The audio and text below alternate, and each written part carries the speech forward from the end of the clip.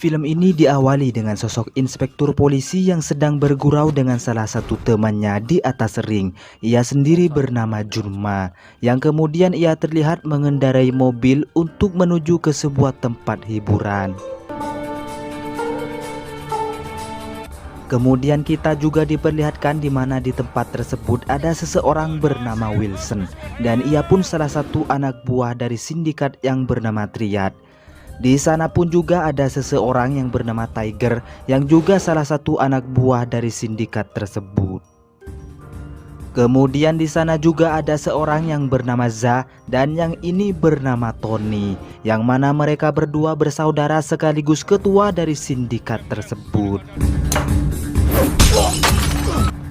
Tak lama kemudian datanglah Inspektur Ma ke tempat tersebut, yang kemudian Wilson menyapa dirinya dengan cara membuat Inspektur Ma sangat emosi.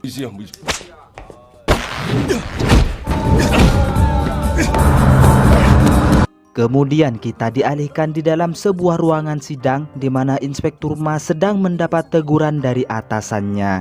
Alasannya adalah karena Inspektur Ma sendiri tidak segan untuk membunuh penjahat dalam menjalani tugasnya. Dan ia pun juga tidak segan-segan untuk melukai seorang tersangka.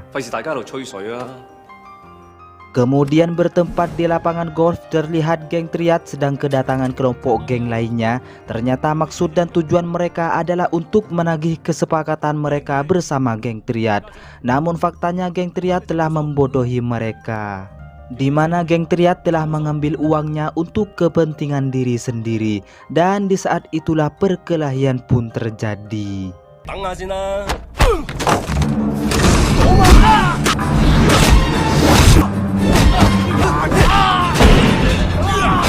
Dengan adanya Tiger sebagai petarung barbar dan Tony sebagai seorang mekanik handal, akhirnya geng Triad berhasil membuat mereka menyesal atas apa yang mereka lakukan.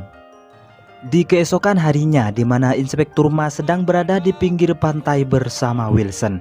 Dari sinilah kita mengetahui kalau ternyata mereka berdua adalah seorang polisi. Wilson sendiri sebenarnya sedang melakukan penyamaran untuk menyelidiki pergerakan dari gangster tersebut sekaligus menghancurkannya. Di sisi berbeda, Tony sedang melakukan pertemuan penting dengan kawan bisnisnya. Di sana pun ia menyuruh mereka untuk bungkam atas perbuatan yang geng Triad akan lakukan kepada siapapun. Dengan sebuah ancaman keluarga mereka akan dibunuh oleh anak buahnya yang sedang bersiap siaga memantau keluarganya tersebut. Akhirnya mereka menuruti permintaannya itu.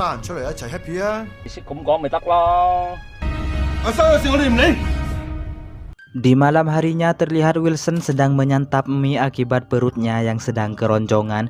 Kemudian ia mencoba menghubungi beberapa saudara dan memberitahukan kalau dirinya hari ini adalah ulang tahunnya.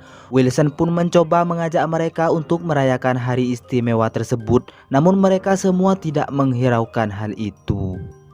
Tak berselang lama, di saat ia sedang bersantai, datanglah seorang wanita yang bernama Julie. Wanita tersebut ternyata adalah pacarnya sekaligus seorang kriminal. Dengan adanya wanita itu, ia pun melewati malam ulang tahunnya tersebut. Setelah keesokan harinya, Tiger dan Wilson sedang menuju ke tempat di mana orang si pembuat kerusuhan di lapangan golf waktu itu. Dan tanpa banyak tingkah, Tiger pun langsung menyerangnya.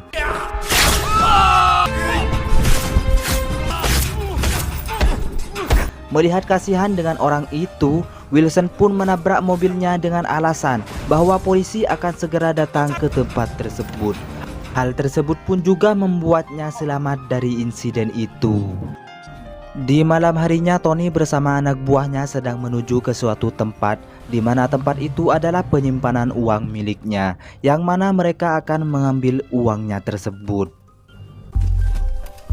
Terlihat Wilson ingin menginformasikan keberadaannya kepada Inspektur Ma dengan cara beralasan pintu brankas milik mereka lupa untuk dikunci. Dengan kesempatan tersebut, ia menghubungi Inspektur Ma agar semua rekannya tersebut bisa meringkus geng Triad saat itu juga. Setelah perbincangan mereka selesai, Wilson pun bergegas kembali ke mobilnya. Namun terlihat Tony sedang menunggunya di sana, di mana ia sekarang mencurigai pergerakan Wilson tersebut. Di saat Tony mengetahui apa yang telah Wilson lakukan, ia pun melompat dari mobil tersebut yang membuatnya berputar-putar beberapa kali seperti layaknya truk molen. Tanpa banyak tingkah, Tony pun memutarbalikkan mobilnya dan menabrak Wilson saat itu juga. Di tempat berbeda di mana Za sendiri yang juga bersama ibunya sedang dikejar oleh beberapa polisi.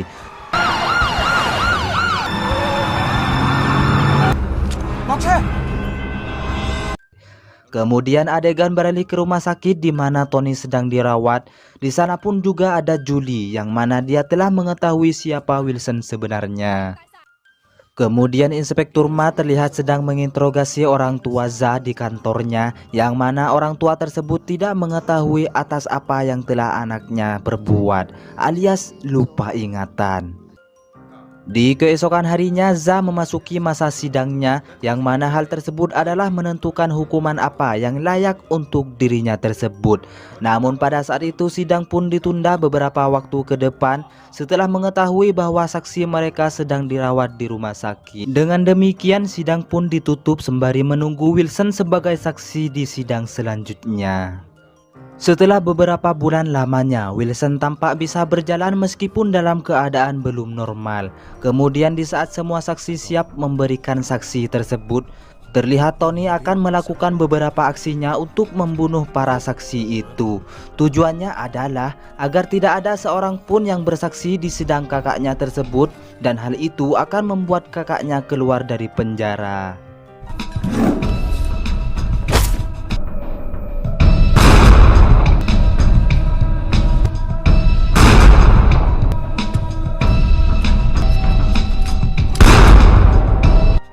Setelah pembunuhan tersebut ia berhasil lakukan, tak luput juga Tony membawa ibunya ke tempat yang lebih aman agar ibunya tersebut tidak terlibat lagi dalam kasus yang ia lakukan.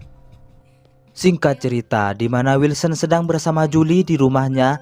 Di waktu itu juga Wilson dan Julie kedatangan beberapa orang, yang mana Inspektur Ma dan Inspektur Wong juga ada di sana.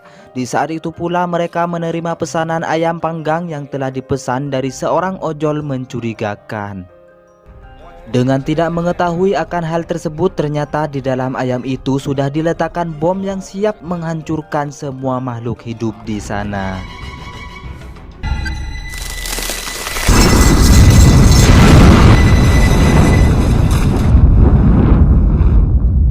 Ya, ledakan tersebut menewaskan seorang Inspektur Wong saat itu juga. Di sisi lain mereka pun terluka parah akibat dari ledakan tersebut sampai si Julie harus dilarikan ke rumah sakit. Di keesokan harinya Wilson dan Inspektur Ma menemui ojol tersebut dan menyiksanya.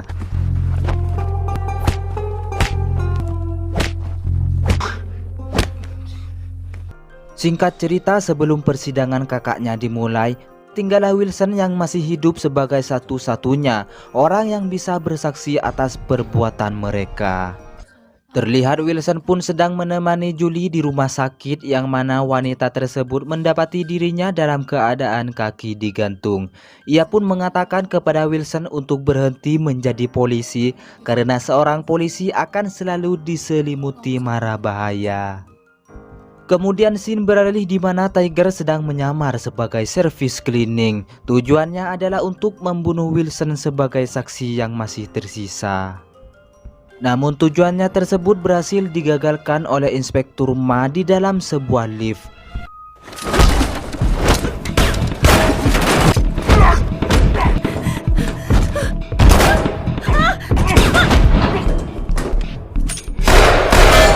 Beralih kepada Julie di mana ia sendiri diculik oleh Tony, yang mana Tiger dalam aksinya hanyalah sebuah pancingan.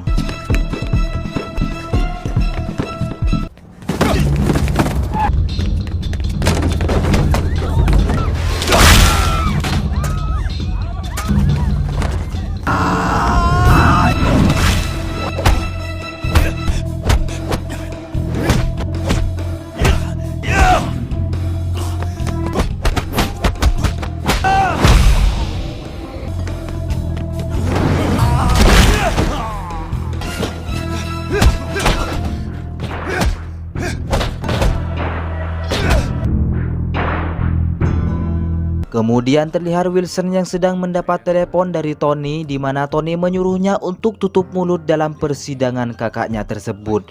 Demi keselamatan calon istrinya tersebut, ia pun menyanggupi hal itu. Dalam persidangan tersebut, Wilson pun mengatakan kepada hakim bahwa ia sendiri lupa ingatan, dan hal tersebut pun membuat Za bebas dari penjara itu. Terlihat di luar sana, Inspektur Ma sengaja menunggu Za keluar dari persidangan tersebut, hingga pada akhirnya Inspektur Ma berhasil menangkapnya untuk menjadi sendera. Hal itu bertujuan untuk membebaskan Wilson dan Julie, karena ia sendiri tahu kalau Tony adalah seorang yang licik. Di sisi lain, Wilson yang ingin menjemput Julie, ia mendapat beberapa kejadian tragis oleh Tony. Hal tersebut karena kemarahannya kepada Wilson.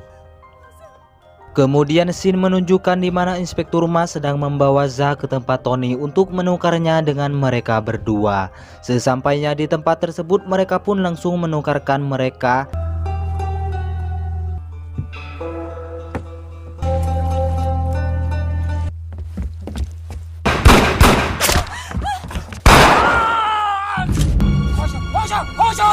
Kemudian ketika ia melihat keberadaan Wilson yang sudah aman, Inspektur Ma memulai aksinya tersebut dan terjadilah baku tembak di sana.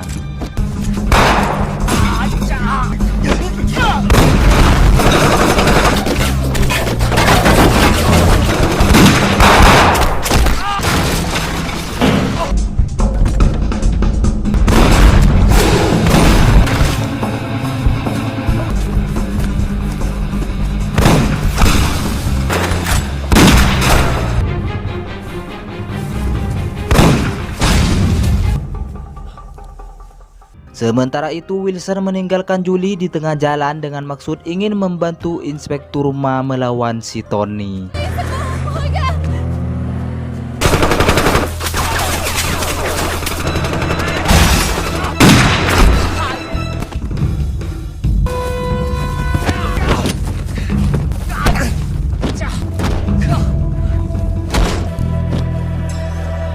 Di sisi lain, Inspektur Ma mengejar Tony yang kabur ke sebuah bangunan, dan dari sinilah pertarungan sengit pun terjadi.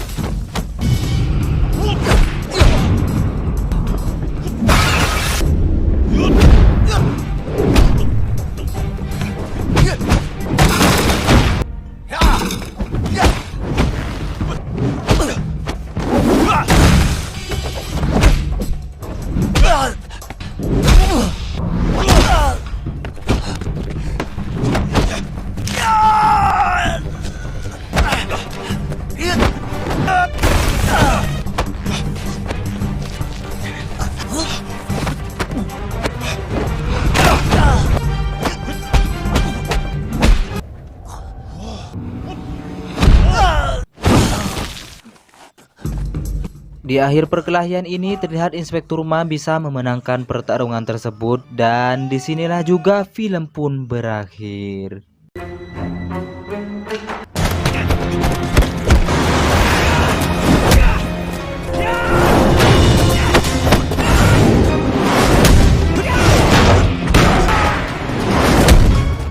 Film diawali dengan sosok pria yang mendatangi kantor polisi dalam keadaan berlumuran darah. Maksud dan tujuannya tersebut hanyalah untuk menyerahkan diri akibat pembunuhan yang ia lakukan. Ia sendiri bernama Xiao Huwu yang juga memiliki 6 aliran bela diri kungfu. 3 tahun berlalu, terlihat seorang penyidik wanita dari kepolisian di sana mendatangi tempat di mana terjadi kecelakaan. Ia sendiri bernama Madam Lu. Di kejadian tersebut terlihat seorang pria yang telah tewas. Polisi pun juga menemukan sebuah pistol dan benda aneh di tempat kejadian tersebut. Dan perlu kalian ketahui bahwa kejadian tersebut bukanlah murni sebuah kecelakaan, melainkan ada seorang ahli bela diri yang membunuhnya. Kemudian scene beralih ke sebuah penjara di mana Xiao Hu menjalani masa tahanan di sana. Ia pun terlihat bercanda bersama salah satu temannya, dan kemudian mereka berdua kedatangan beberapa tahanan yang mengusir mereka dari tempat duduknya. Tak mau ada keributan, Xiao Hu pun pergi. Dan kebetulan ia mendapati sebuah berita pembunuhan yang telah terjadi sebelumnya. Ia pun terkejut mendengar hal itu. Kemudian Xiao Hu meminta kepada penjaga di sana agar memberikan izin untuk menghubungi istrinya di Foshan. Namun penjaga tersebut tidak mengizinkannya. Dengan perasaan yang kesal, Xiao Hu pun mendatangi kelompok tadi yang mengusirnya dan ia pun langsung menghajar mereka.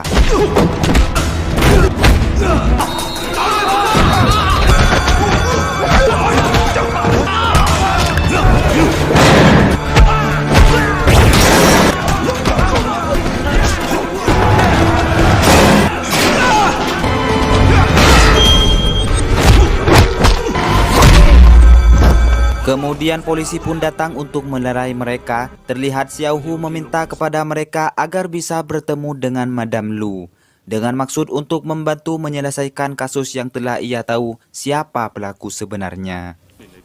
Dengan permintaan tersebut, Madame Lu mendatangi penjara tersebut dan menemuinya. Di ruang interogasi, Xiao Hu menceritakan kepada Madame Lu bahwa pembunuh tersebut adalah ahli kungfu tingkat tinggi dan juga sangat berbahaya. Di sana pun Xiao Hu memberitahukan beberapa orang yang akan menjadi korban berikutnya.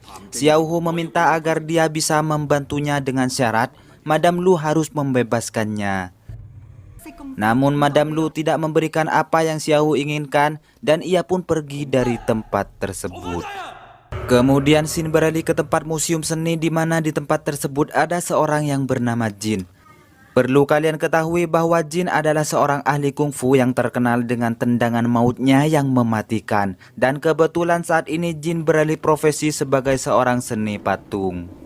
Tak disangka di sana pun ada seorang tak dikenal yang bernama Feng. Ia ingin menemui Jin sekaligus menantangnya bertarung. Dan tak berselang lama pertarungan pun terjadi di antara mereka.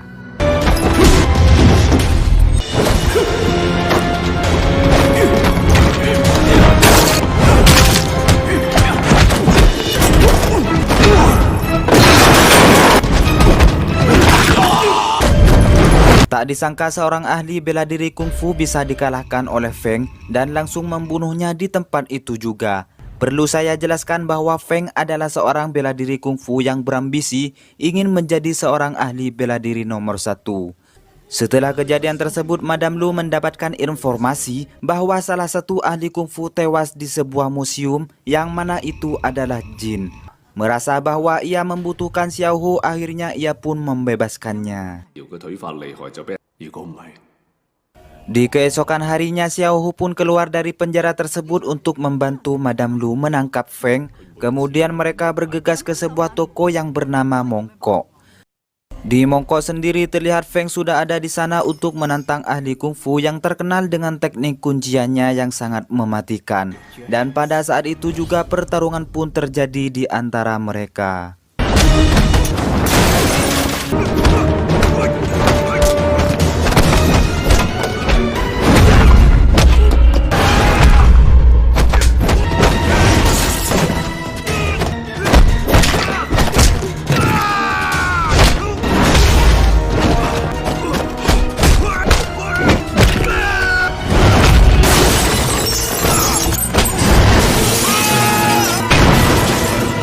Dengan kehebatan Feng tersebut, ia berhasil membunuh sang ahli bela diri itu. Tak lama setelah itu, Madame Lu dan Xiao Hu tiba di tempat tersebut dan menemukan bahwa orang mereka yang ingin temui telah tewas mengenaskan. Di saat itu juga Xiao Hu melihat Feng tersenyum manis kepadanya, sehingga Xiao Hu langsung mengejarnya.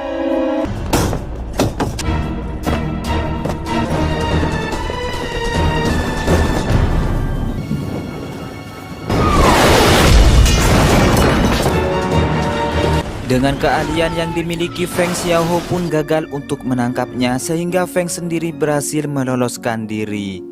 Kemudian scene beralih di kota Foshan di mana Xiao Hu ingin menemui istrinya di sana. Ia sendiri bernama San Yeng. Mereka berdua memang sudah lama berada di Foshan yang juga telah memiliki banyak murid di sana.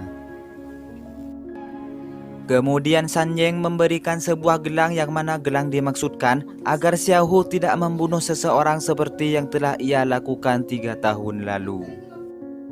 Singkat cerita, malam pun tiba. Terlihat Xiao Hu menemukan benda aneh di dalam sebuah kotak.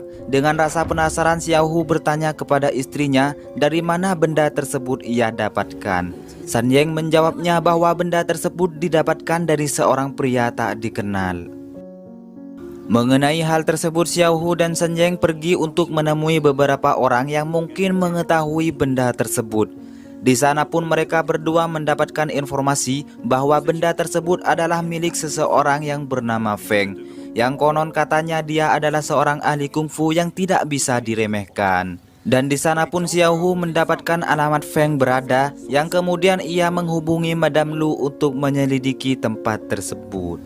Tanpa berpikir panjang, mereka bergegas ke tempat tersebut dan di sana pun mereka tidak menemukan Feng. Di sana mereka mendapatkan informasi dari pemilik rumah tersebut bahwa Feng telah pindah dari sana. Dari informasi tersebut, Feng sendiri memiliki seorang istri yang mengidap penyakit kanker. Dan saat ini Feng sendiri sedang menuju ke Hong Kong, dan benar saja, dari CCTV yang telah Madame Lu lihat, Feng sudah berada di sebuah bandara. Singkat cerita, di sebuah tempat di mana beberapa orang di sana sedang membuat film, terlihat Feng mendatangi tempat tersebut untuk bertemu dengan target berikutnya. Target tersebut adalah seorang ahli pedang yang tak terkalahkan. Ia sendiri bernama Hong Ye. Hong Ye sendiri berlatar belakang seorang ahli bela diri yang beralih profesi sebagai pemeran film. Terlihat Feng menantangnya untuk bertarung dan tanpa berpikir panjang, ia pun menerima permintaan tersebut.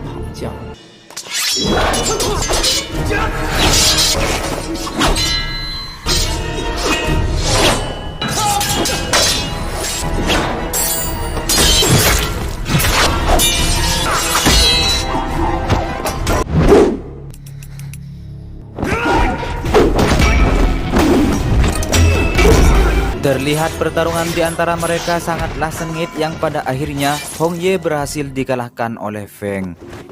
Kemudian kita dialihkan ke sebuah kantor polisi yang mana Xiao Hu dan Madame Lu berada di sana. Kemudian Xiao Hu mendapatkan sebuah telepon dari seorang yang tak lain itu adalah Feng. Feng sendiri menghubungi Xiao Hu yang tidak lain hanya untuk menantang Xiao Hu jika Feng bertemu dengannya. Dengan sinyal telepon yang ia dapatkan, akhirnya mereka pun menemukan posisi Feng berada. Kemudian polisi pun memeriksa tempat tersebut dan pada akhirnya Feng telah kabur dari sana. Setelah kejadian tersebut, Madame Lu dan anak buahnya merancang rencana untuk menangkap Feng di sebuah desa, yang mana di desa tersebut terdapat tempat tinggal keluarga Feng, dan pada akhirnya Madame Lu menyuruh anak buahnya untuk mengepung tempat tersebut. Terlihat semua polisi bersiaga untuk menangkap Feng dan benar saja ia mendatangi tempat itu. Kedatangannya pun tersebut terpantau kamera pengintai dan beberapa polisi di sana. Ketika itu Feng terlihat agak curiga dan memutar haluan ke arah yang berbeda. Pada saat itu Madame Lu langsung menyuruh anggotanya agar menangkap Feng dalam keadaan hidup atau mati. Di saat itu juga Madame Lu mendapat telepon dari kantor polisi pusat agar menangkap Xiao Hu karena sewaktu di penjara Xiao Hu pernah bertemu dengan Feng yang dicurigai bersekongkol membantu Xiao Hu kabur dari penjara. Pada saat itu Xiao Hu pun membantah dan menyerang polisi di sana. Sontak saja Madame Lu langsung menginformasikan kepada anak buahnya bahwa Feng dan Xiao Hu adalah buronan yang sama. Di tempat yang berbeda, San Yeng menemukan Feng di sebuah rumah dan pada saat itu juga San Yeng menantang Feng dan pertarungan pun terjadi.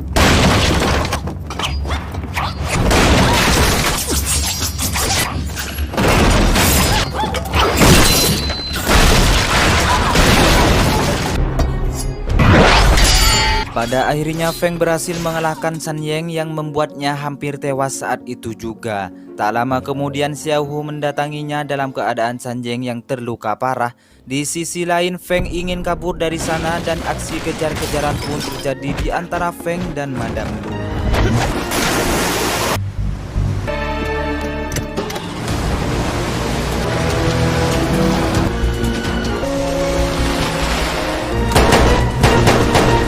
Tak lama kemudian Feng berhasil menabrakkan perahunya ke perahu yang dinaiki Madame Lu, sehingga perahu tersebut terbalik dan Feng pun kembali meloloskan diri. Di tempat lain terlihat Sanjing sedang dirujuk ke rumah sakit, sementara Xiao Hu kabur dari tempat kejadian tersebut. Xiao Hu pun mengatakan kepada Madame Lu tentang pembicaraan dengan Feng di penjara silam. Xiao Hu mengatakan bahwa Feng akan membunuh Sanjing jika Xiao Hu menolak untuk bertarung dengan Feng sendiri. Dan begitulah cerita sebenarnya. Beberapa hari kemudian terlihat Feng sedang berada di sebuah pelabuhan yang mana ia sendiri akan membunuh seorang ahli bela diri tenaga dalam bernama Shao Nin. Shao Nin sendiri juga pensiun dari seni bela diri yang saat ini bekerja sebagai sopir di pelabuhan tersebut. Di tengah perjalanan Feng menghentikan sebuah truk. Ia mengira bahwa sopir tersebut adalah Shao Nin. Namun ternyata ia sendiri adalah Xiao Hu yang memiliki jurus kungfu 6 aliran sekaligus. Dan seketika itu juga pertarungan yang kita nantikan pun terjadi.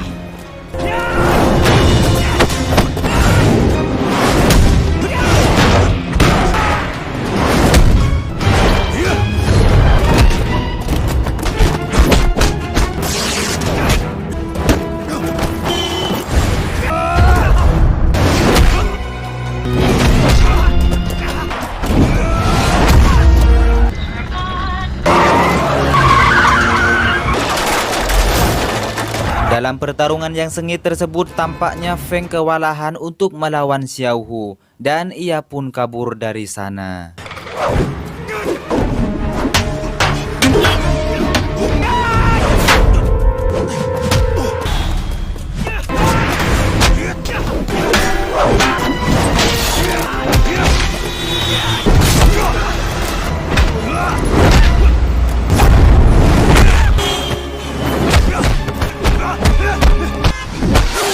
Pada akhirnya Feng dalam pertarungan tersebut mengaku kalah dengan bertekuk lutut di hadapan Xiao Hu. Namun pada akhirnya itu adalah tipuan semata, sehingga Feng sendiri menyerang Xiao Hu hingga dirinya terseret sebuah truk yang sedang melintas. Kemudian terlihat Xiao Hu dengan setengah sadar masih bisa mendengar perkataan Feng di depannya. Feng mengatakan kalau Xiao Hu adalah lawan paling hebat dibandingkan dengan semua lawan yang telah ia bunuh. Ketika Feng ingin membunuh Xiao Hu, Madame Lu datang dengan tepat waktu. Ia mengancam Feng dengan pistol miliknya. Ketika itu Feng ingin menghajarnya, namun dengan beberapa tembakan yang Madame Lu lakukan, ia pun tewas di tempat tersebut. Beberapa bulan berlalu, Xiao Hu kembali ke dalam penjara dan semua temannya di sana memberikan hormat kepada Xiao Hu. Dan pada saat itu juga Madame Lu mendatanginya dengan membawa kabar bahwa Xiao dibebaskan. Kembali ke Foshan di mana Xiao Hu dan istrinya yaitu Sanjing tampak bahagia dengan seorang anak mereka. Dan disinilah film pun berakhir.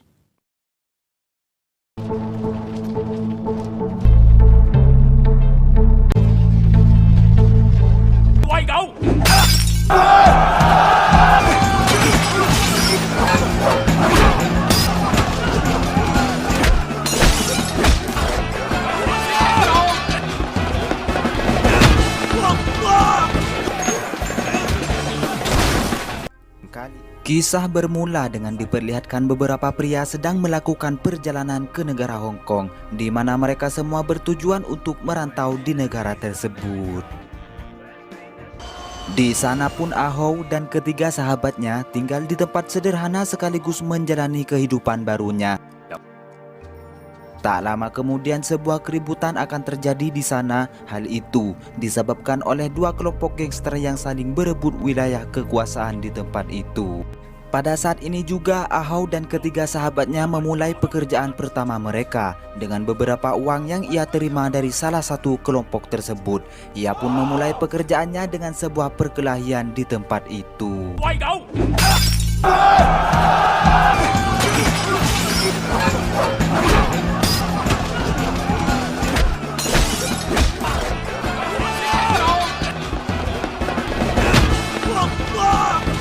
Ahau yang sangat mahir dalam berkelahi pun mampu membuat lawannya tak berdaya. Hingga akhirnya Liu yang melihat aksinya itu, ia pun terpukau dengan kehebatannya. Liu sendiri adalah seorang anggota kepolisian yang bertugas di daerah tersebut. Bersamaan dengan itu, anggota kepolisian datang untuk menetralisir kerusuhan di sana.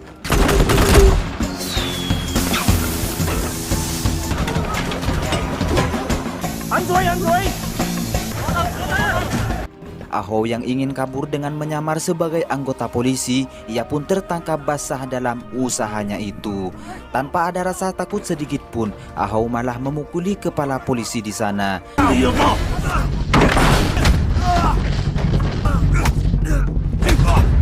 Liu yang juga ada di sana pun meminta Ahau untuk menghentikan perbuatannya itu. Hingga akhirnya Ahau dan sahabatnya dijebloskan ke sebuah penjara.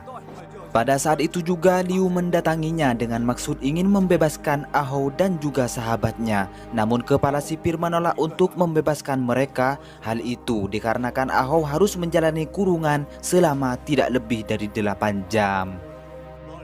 Setelah itu kepala polisi berkebangsaan Inggris mendatanginya untuk membalaskan dendam atas perbuatan Ahau di saat memukulinya. Ia sendiri bernama Ernest dan tanpa ragu sedikit pun akhirnya Ernest menghajar Ahau dengan membabi buta.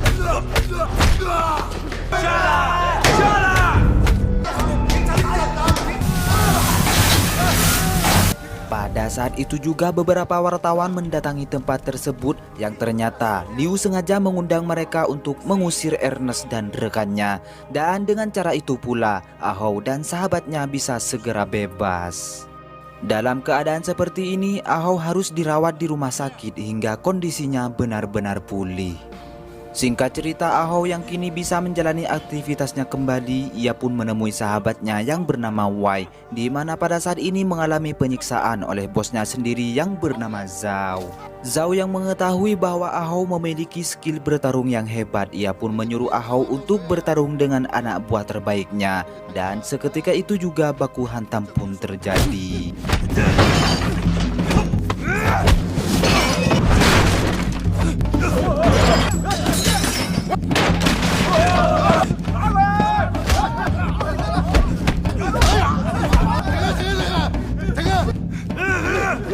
Di akhir keributan di sana, Ahau meminta Zhao untuk meminjamkan uang kepadanya sebesar $10.000 dan Ahau pun akan mengembalikan uang tersebut sebesar $100.000 dengan jaminan Wei bisa dibebaskan. Yang kemudian Zhao menyetujui permintaannya tersebut. Setelah itu Ahau menjadikan uang tersebut untuk modal usahanya sebagai pengedar narkoba. Dan ia pun mencoba untuk menyogok seorang kepala sipir tahanan yang pernah membebaskannya dahulu dengan tujuan untuk memperlancar usahanya itu. Namun pada saat itu kepala sipir menolaknya dan lebih memilih untuk menjadi polisi yang bersih. Wajar saja ia menolaknya karena selama ia menjabat sebagai polisi, ia tidak pernah menerima uang suap dari siapapun. Liu yang melihat kejadian tersebut, ia pun mengajak Ahau untuk berbincang mengenai usahanya itu. Di sana pun mereka sepakat untuk bekerja sama agar Ahau bisa menjadi seorang pembisnis yang sukses. Beralih kepada istri dan anak Ahau yang sedang menaiki kapal, di mana pada saat ini mereka ingin menyusul Ahau di negara tersebut. Tampaknya hal buruk akan terjadi di sana ketika polisi maritim datang untuk memeriksa seluruh isi kapal yang ia tumpangi. Sebagai imigran gelap, semua penumpang pun diturunkan untuk menghindari pelanggaran yang berakibat hukuman penjara. Dalam usahanya itu, anak dari seorang Ahau terus saja menangis, yang mengakibatkan mereka berdua harus tewas setelah mendapati pukulan yang cukup keras dari awak kapal tersebut. Kembali kepada Ahau yang baru saja tiba di pelabuhan, ia pun dikejutkan dengan tewasnya anak dan istrinya. Hal itu membuat Ahau dan sahabatnya sangat bersedih atas kejadian yang telah menimpa keluarga kecilnya. Setelah kejadian yang telah menimpa keluarganya, ia pun selalu melamun dalam menjalani kehidupannya tersebut. Beralih kepada Liu yang bersiap ingin menemui seorang bos gangster di daerah itu, ia pun memakai rompi anti peluru untuk menghindari hal-hal yang tidak diinginkan. Yang kemudian tibalah Liu beserta anak buahnya di sebuah tempat di mana bos gangster bernama Ting ada di sana. Dalam pembicaraan mereka, seorang anak buah bos Ting melarangnya untuk bekerja sama dengan Liu. Akan tetapi dengan keputusan seorang bos yang tidak bisa diganggu-gugat oleh siapapun, bos Ting memberikan peringatan kepada anak buahnya itu. Tak terima dimarahi oleh bosnya tersebut, ia pun menembak bos Ting hingga tewas. Beruntung saja Liu yang juga terkena tembakan masih bisa kabur dari tempat itu. Hingga akhirnya semua anak buah bos Ting mengejar Liu dengan tujuan untuk membunuhnya.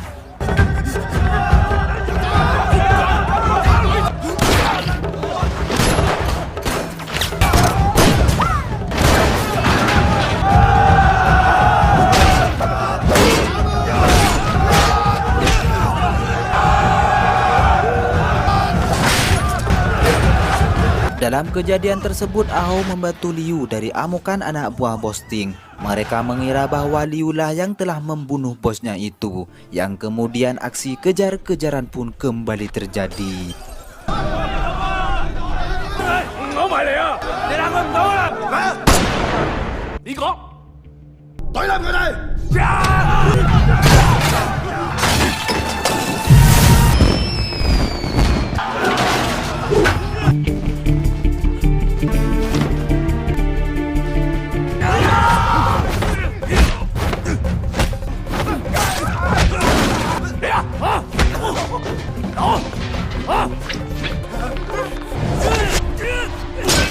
Kali ini Ahau berhasil ditangkap oleh mereka dan langsung dibawa ke hadapan Zhao. Hal tersebut pun kita mengetahui bahwa dalam kejadian tersebut adalah ulah Zhao yang tidak terima kepada Ahau atas pengkhianatan yang ia lakukan kepadanya.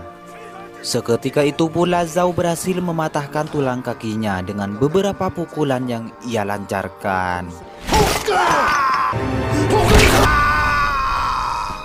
Kemudian tibalah beberapa anak buah Liu dan menolong mereka berdua keluar dari tempat tersebut.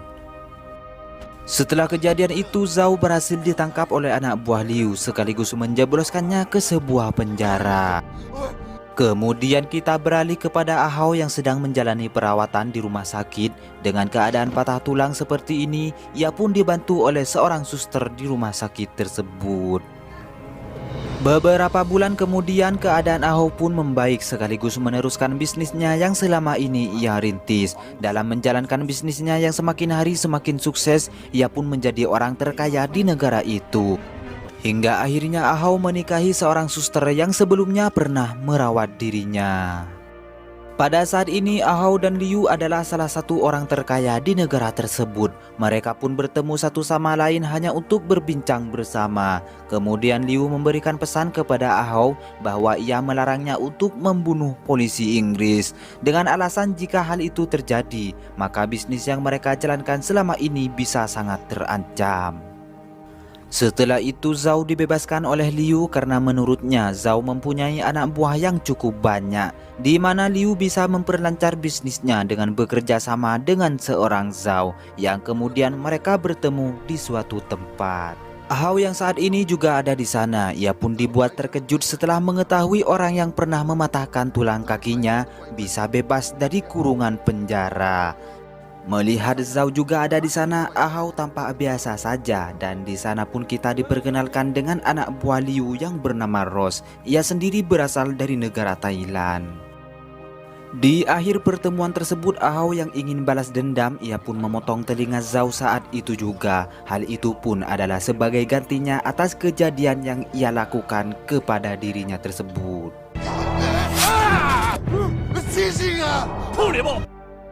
Esok harinya di saat Ahau berada di rumahnya, tanpa sengaja ia melihat adik iparnya yang bernama Chu sedang memakai obat-obatan terlarang. Melihat hal ini ia pun sangat marah karena Ahau sebagai penjual narkoba pun tidak pernah menggunakannya. Setelah itu Ahau bertemu dengan Liu untuk membahas bisnis mereka ke depannya. Di sana pun Liu memerintahkan Ahau untuk menemui penjual narkoba terbesar di Asia Tenggara, ia sendiri bernama Nami, dan orang tersebut pun untuk sekarang ini berada di negara Thailand. Dalam hal ini, Liu menyuruh Ahau menemui Nami dengan tujuan untuk memperlancarkan pasokan bahan utama mereka sebagai penjual obat-obatan terlarang. Beberapa hari kemudian, Ahau dan ketiga sahabatnya pun pergi untuk menemuinya. Bukannya bertemu dengan Nami, Ahau pun bertemu dengan anak buah Liu yang bernama Rocky. Dalam pertemuan mereka terjadilah sebuah tragedi di mana pada saat ini Rocky berusaha untuk membunuh Ahau saat itu juga. Beruntung saja Ahau dengan sigap menggagalkan usahanya itu.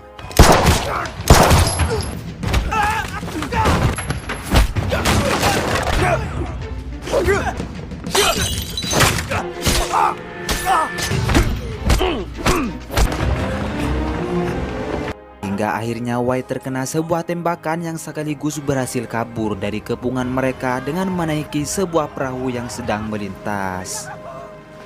Pada saat ini Wai yang tidak bisa menahan kondisinya, ia pun menghembuskan nafas terakhirnya di saat itu juga. Ahau yang saat ini sangat marah atas kejadian yang menimpa sahabatnya, ia pun memutuskan untuk mengubur Rocky hidup-hidup dengan jasad Wai yang berada tepat di atasnya. Setelah itu Ahau mendatangi sebuah tempat di mana Nami ada di tempat tersebut.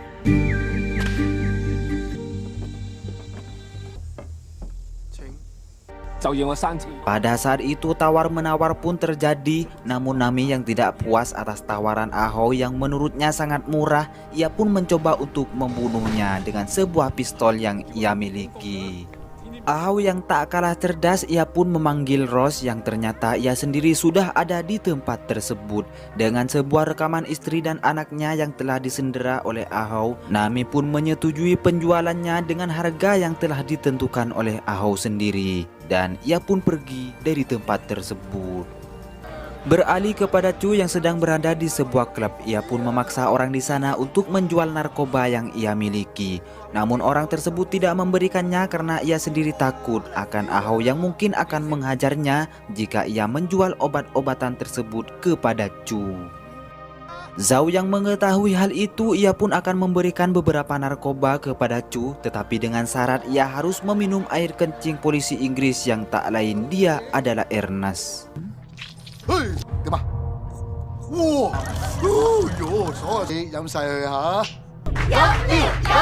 Namun pada akhirnya dengan perasaan sangat takut, ia pun memutuskan untuk menyiramnya kepada Ernest. Dengan tindakannya yang membuat Ernest marah, ia pun menghajarnya di tempat itu juga.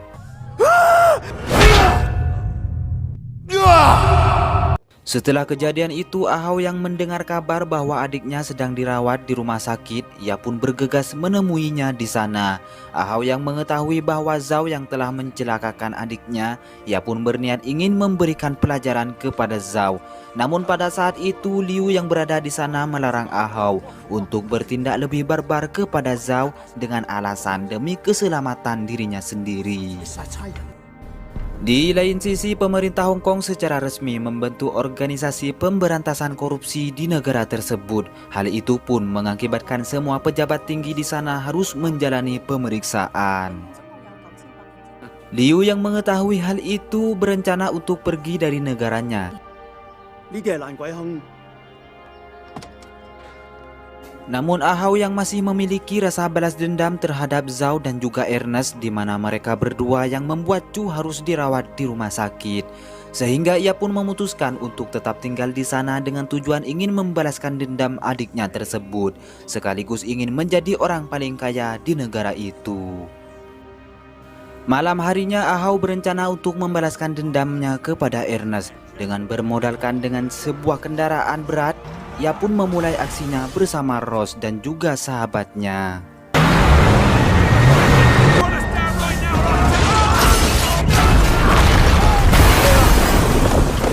Di tengah menjalankan aksinya itu, Ahau mendapati perlawanan di mana beberapa polisi datang untuk membantu Ernest di sana.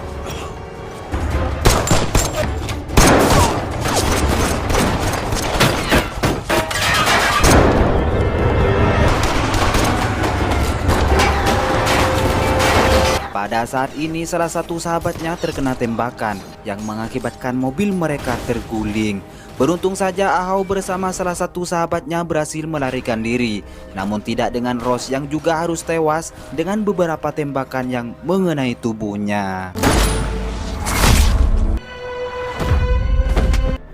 Dalam pelariannya tersebut, Ahau menyuruh sahabatnya untuk pergi dari tempat itu karena dirinya tidak ingin kehilangan semua sahabatnya tersebut.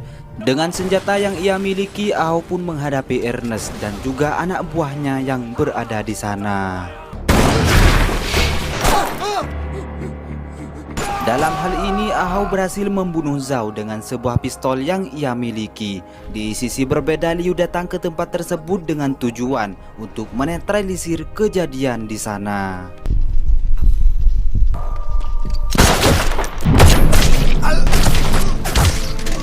Kembali kepada Ahau yang sedang melakukan aksi baku tembak dengan Ernest. Ia pun dikejutkan dengan adanya sahabat satu-satunya datang untuk menolong Ahau. Hal itu pun membuat sahabatnya terkena beberapa tembakan di tubuhnya. Di saat ini pula, Ahau harus kehilangan semua ketiga sahabatnya. Drop the gun!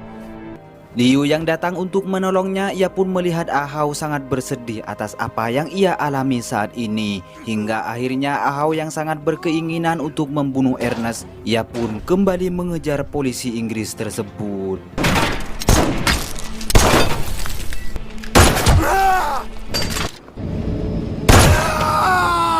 Di saat Ahau ingin menembaknya, Liu malah menodongkan pistol yang ia miliki. Liu pun mengatakan jika Ahau memutuskan untuk membunuh Ernest, maka sama saja ia menghancurkan bisnisnya yang selama ini ia jalankan.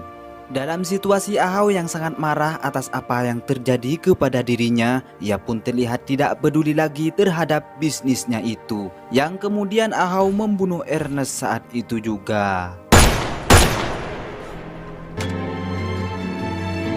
Esok harinya Ahau ditangkap oleh kepolisian dan mendapat hukuman 30 tahun penjara atas pembunuhan yang ia lakukan kepada Ernest.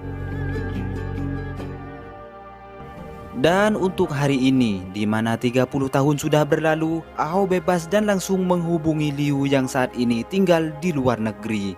Dan disinilah juga film pun berakhir.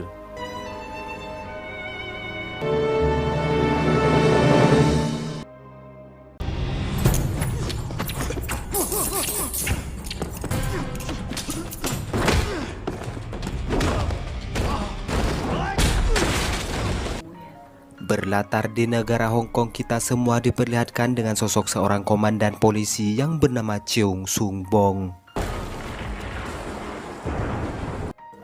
Di pagi hari yang cukup cerah, Cheung bergegas untuk bekerja kembali seperti hari-hari sebelumnya.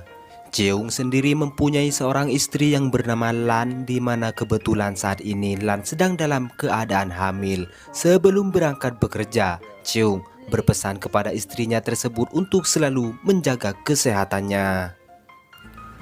Kemudian scene beralih di markas besar kepolisian Hong Kong. Cheung disambut hangat oleh seorang inspektur polisi yang bernama Yao Xing. Yao yang mengetahui bahwa Cheung akan menjadi calon seorang ayah. Ia kemudian memberikan beberapa baju bayi bekas milik anaknya untuk diberikan kepada Lan.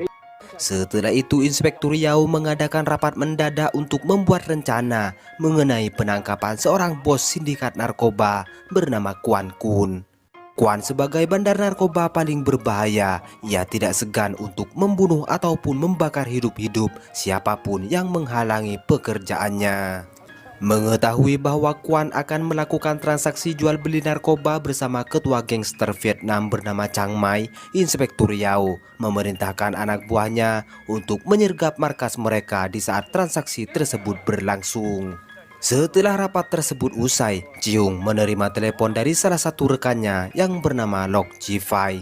Dalam percakapan itu, Ji-fai menyuruh Cheung untuk menemuinya di sebuah restoran.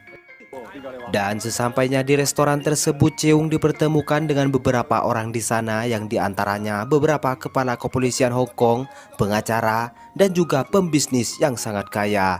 Maksud dalam pertemuan tersebut adalah untuk mengakhiri kasus kekerasan yang dilakukan oleh anak seorang pembisnis kaya raya kepada salah satu warga. Cheung sebagai kapten polisi yang berwenang atas semua kejahatan kriminal, ia diminta oleh mereka semua agar segera menutup kasus tersebut. Akan tetapi Cheung malah menolaknya dengan alasan ketidaktertarikannya untuk menjadi seorang polisi yang korup. Malam harinya aksi penyergapan terhadap Kwan Kun akan segera dimulai. Inspektur Yao yang juga ikut dalam misi tersebut, ia sengaja untuk tidak mengikut sertakan Cheung. Namun Cheung yang sangat ingin menemani sahabatnya, ia kemudian menghubungi Yao dan memintanya di mana lokasi yang akan mereka tuju. Namun Yao malah tidak memberitahukannya dan ia pun mengatakan bahwa kepala kepolisian Hong Kong telah membekukannya sementara. Hal itu dikarenakan pada saat pertemuan di restoran, Cheung telah menolak perintah dari atasannya. Dengan membawa anak buahnya yang cukup terlatih, Inspektur Yao merasa yakin bahwa dirinya akan dengan mudah untuk menangkap Kwan Kun. Cheung yang tidak tinggal diam, ia pun memerintahkan anak buahnya untuk mencari lokasi tersebut. Dan setelah mereka berhasil mengetahuinya, Cheung bergegas untuk menemui Inspektur Yao. Inspektur Yao yang tengah memantau pergerakan gangster Vietnam tanpa ia sadari bahwa dalam aksi penangkapan tersebut muncullah sebuah kelompok preman bertopeng yang entah dari mana asalnya. Kelompok preman tersebut terlihat sangatlah hebat, bahkan berhasil membunuh semua gangster Vietnam dengan sangat mudah. Setelah berhasil membantai gangster Vietnam, mereka menyamar sebagai pembisnis untuk bertransaksi narkoba dengan Kwan Kun. Mau tidak mau, Inspektur Yao dan semua anak buahnya harus memeriksa tempat tersebut dengan melihatnya secara langsung.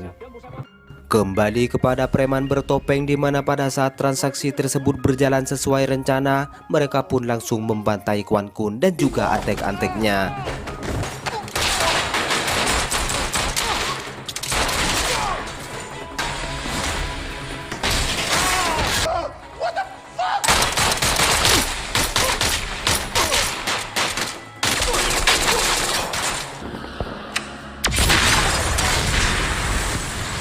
Bahkan, preman bertopeng yang kita ketahui sangatlah berpengalaman dalam menjalankan sebuah misi. Mereka berhasil membunuh anggota polisi di sana, termasuk juga Inspektur Yao. Setibanya di lokasi, Cheung menemukan semua rekannya telah tewas dalam keadaan tragis. Begitupun juga dengan Inspektur Yao yang selama ini telah mengajari Cheung mengenai berbagai hal. Singkat cerita, scene beralih kepada kelima preman tersebut. Mereka pun menjual narkoba yang telah berhasil direbutnya.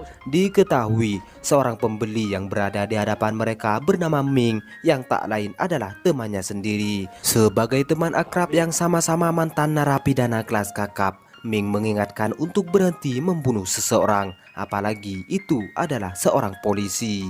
Akan tetapi ketua preman bertopeng yang bernama Yao Konggo sangatlah keras kepala. Ia pun mengabaikan apa yang telah Ming katakan dan bergegas pergi dari tempat tersebut. Setelah acara pemakaman Inspektur Yao telah usai, Cheung dan anak buahnya menyusuri tempat-tempat yang dicurigai adanya peredaran narkoba milik Kwan Kun. Dan benar saja, Cheung menemukan beberapa barang haram tersebut yang kemudian akan dilakukan investigasi.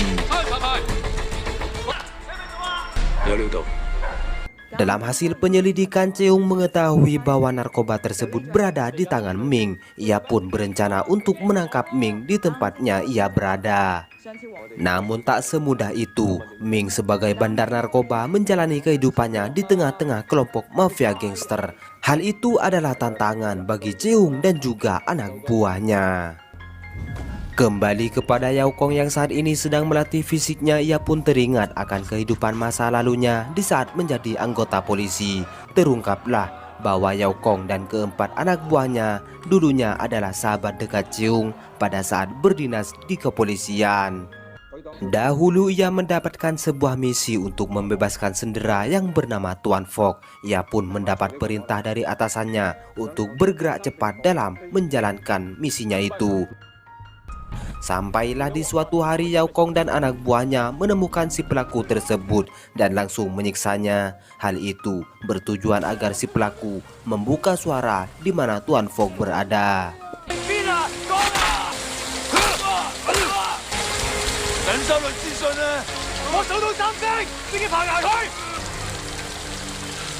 Setelah Yao Kong mendapatkan lokasi di mana Tuan Fogg disembunyikan, ia kemudian melaporkan informasi tersebut kepada Cheung.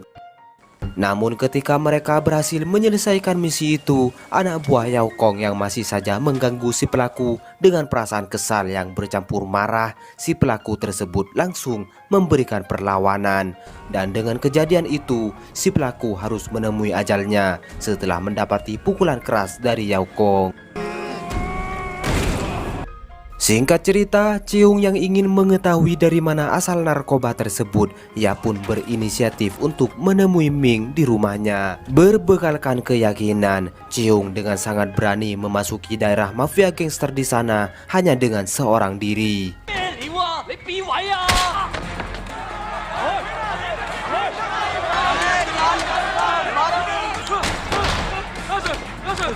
Setelah berhasil menemui keberadaan Ming, Cheung kemudian bertanya dari mana narkoba tersebut berasal. Akan tetapi, Ming yang sangat menjaga kerahasiaannya tersebut membuat Cheung sangat emosi. Yang kemudian terjadilah baku hantam di tempat tersebut.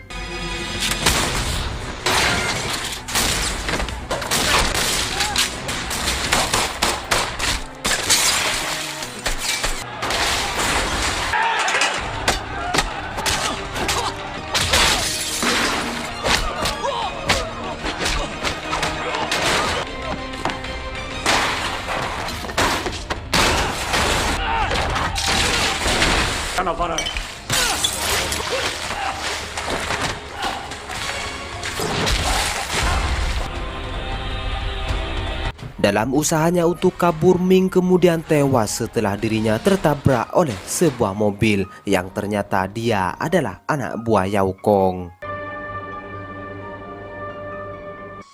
Esok harinya, Yao Kong dan anak buahnya berziarah untuk memberikan penghormatan kepada rekan dahulu mereka yang bernama Bill. Di saat itu pula, Cheung juga mendatangi tempat tersebut dengan tujuan yang sama.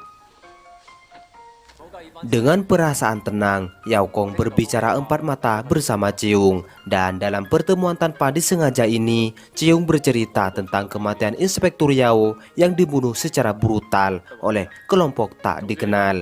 Cheung berjanji untuk menangkap kelompok tersebut sesegera mungkin. Yao Kong yang mendengar hal itu, ia pun memberikan dukungan kepada Cheung untuk menangkap pelaku tersebut. Dan pada faktanya, Yao Kong adalah pihak di balik tewasnya Inspektur Yao.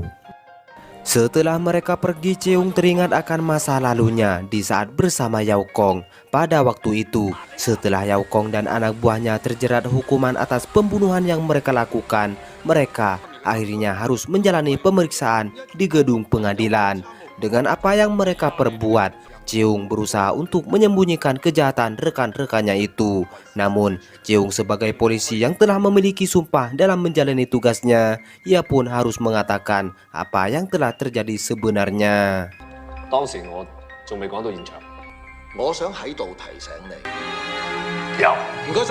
Dengan demikian, Yao Kong dan anak buahnya dijebloskan ke dalam penjara dan dipecat secara tidak hormat.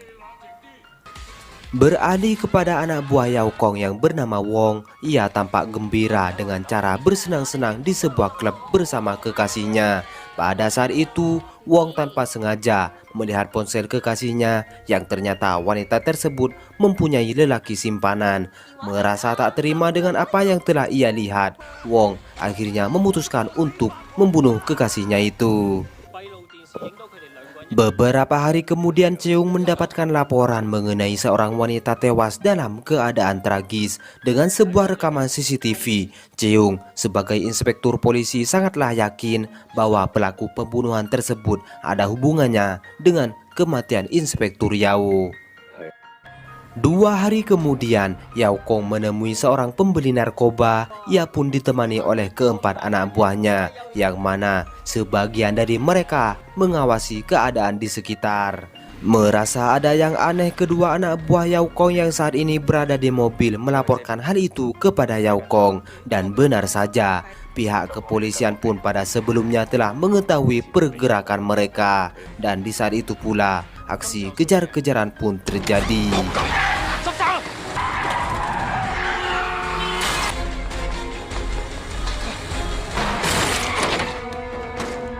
Di akhir pelarian mereka, anak buah Yao Kong yang bernama Wah berhasil ditangkap oleh kepolisian. Dan di sisi berbeda, Cheung berusaha untuk mengejar tersangka lainnya, yang tak lain adalah Yao Kong.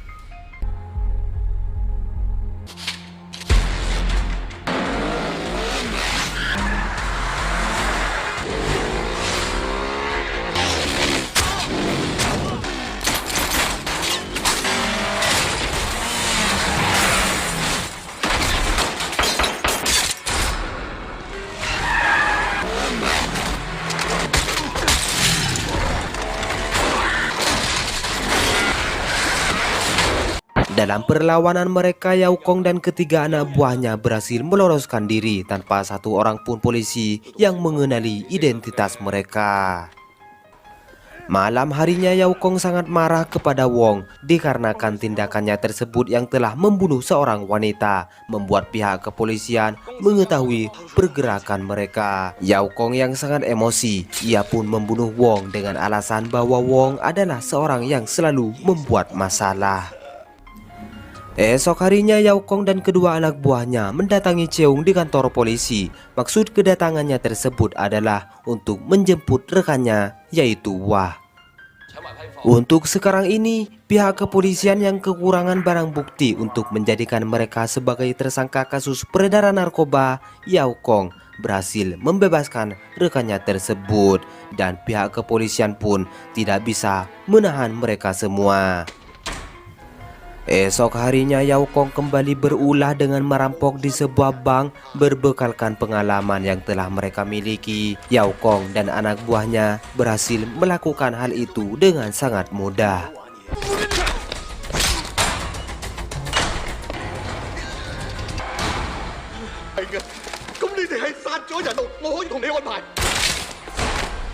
Cheung yang mendapat laporan bahwa terjadi perampokan, ia kemudian bergegas untuk memeriksa tempat tersebut. Hingga akhirnya Cheung tanpa sengaja melihat Yao Kong dan anak buahnya keluar dari bank tersebut. Dan inilah yang terjadi.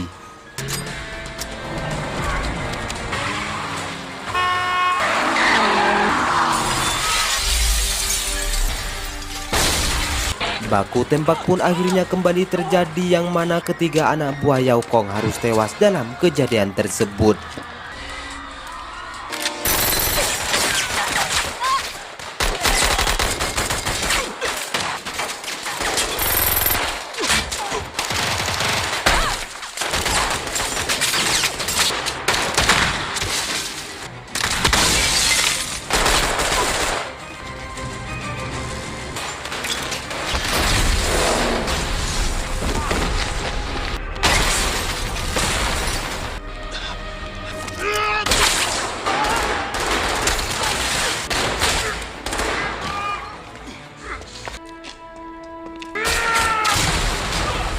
Dalam usahanya untuk melarikan diri, Yao Kong harus berhadapan dengan Cheung, dan kita akan mengetahui siapa yang paling hebat di antara mereka berdua.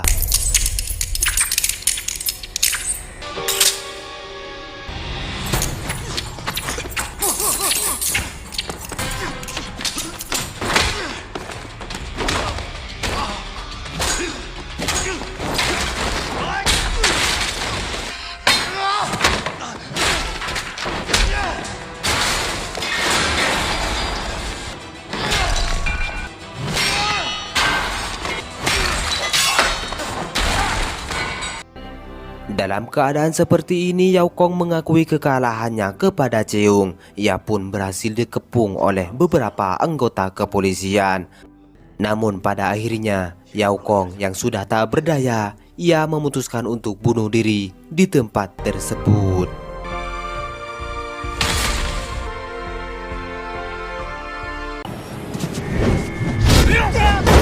Awal film kita diperlihatkan sebuah tato di badan besar seseorang yang ternyata ia adalah bos tertinggi gangster triad di Hong Kong saat itu yang bernama Wong Po. Ia terlihat keluar dari penjara alias dibebaskan, dan scene langsung pindah memperlihatkan beberapa polisi yang sedang mengawal keluarga kecil untuk menjadi saksi di pengadilan. Saat sedang asik mengobrol, tiba-tiba mereka sengaja ditabrak oleh sebuah mobil hingga menewaskan saksi mata tersebut.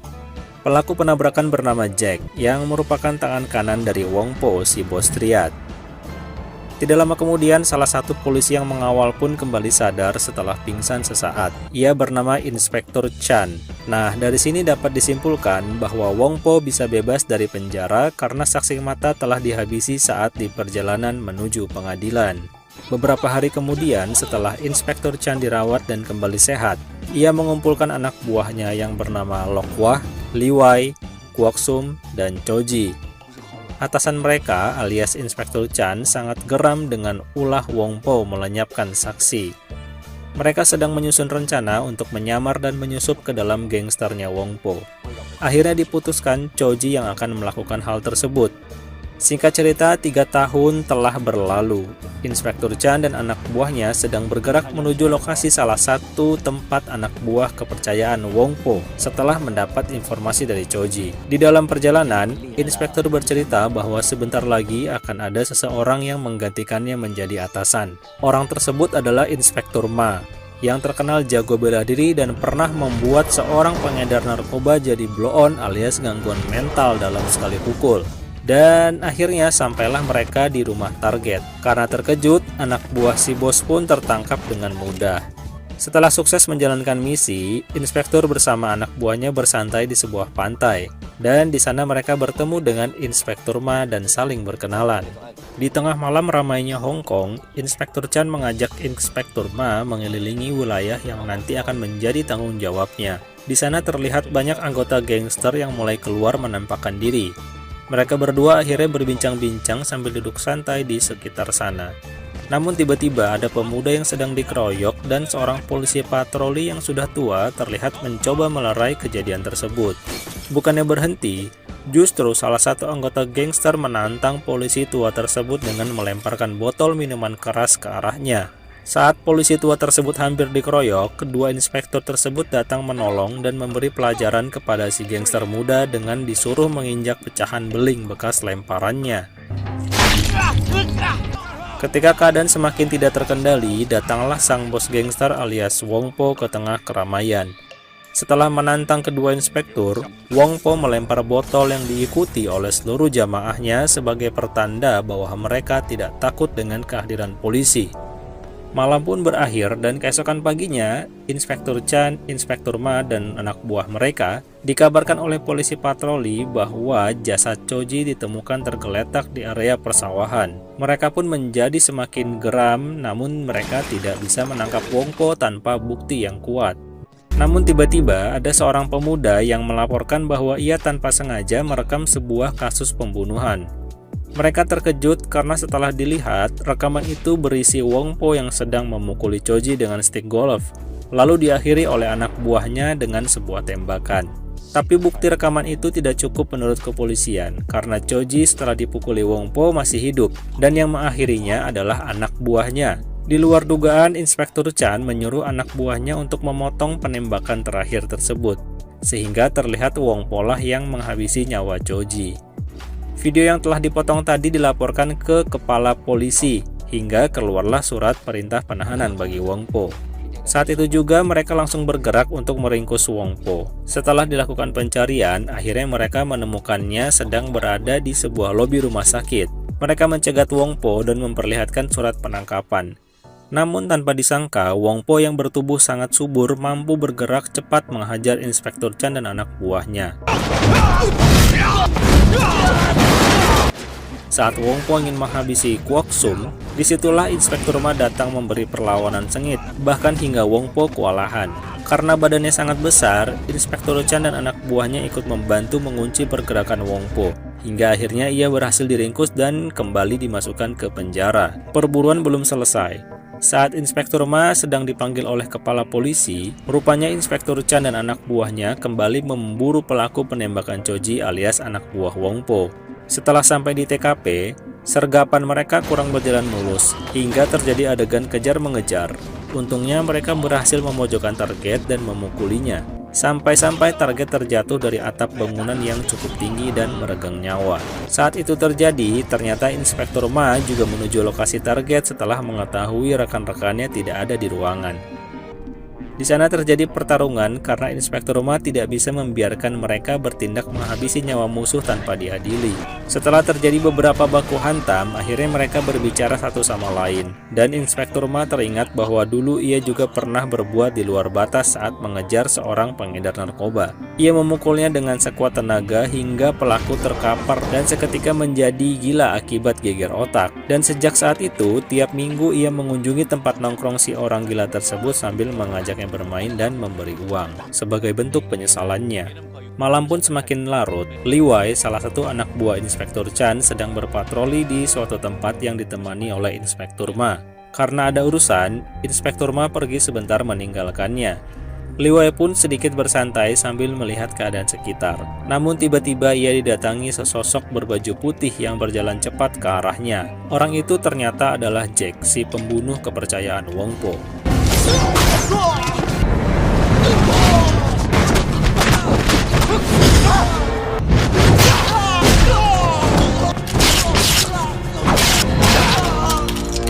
Saat Inspektur Ma kembali, semua sudah terlambat dan ia langsung memanggil ambulans untuk membawa Li Wei. Di malam yang sama, para anak buah Wongpo berhasil menemukan pemuda yang datang ke kantor polisi untuk menyerahkan bukti pembunuhan. Mereka membawanya ke kantor kepolisian bersama dengan salinan lengkap video yang telah ia rekam. Di sana akhirnya kepala polisi melihat kejadian yang sebenarnya, bahwa bukanlah Wongpo yang membunuhnya, melainkan anak buahnya. Akhirnya Wongpo pun dibebaskan dari penjara. Sementara itu, Inspektur Chan pun sekarang menjadi buronan kepala polisi karena sudah memalsukan barang bukti.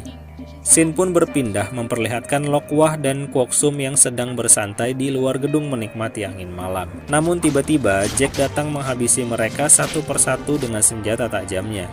Inspektur Ma yang masih dalam perjalanan kembali ke kantor pun tentu terlambat membantu mereka. Saat sampai di tempat, ia cuma bisa menyesal dan bertekad untuk memburu Wongpo walau apapun yang terjadi.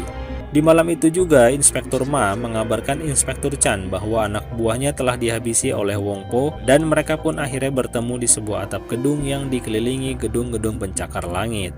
Dari pembicaraan terungkap bahwa Wongpo baru saja menghubungi dan menyuruh Inspektur Chan untuk segera mengembalikan seluruh uang yang sempat disita saat ia melakukan penggerebekan di markas anak buah Wongpo waktu itu.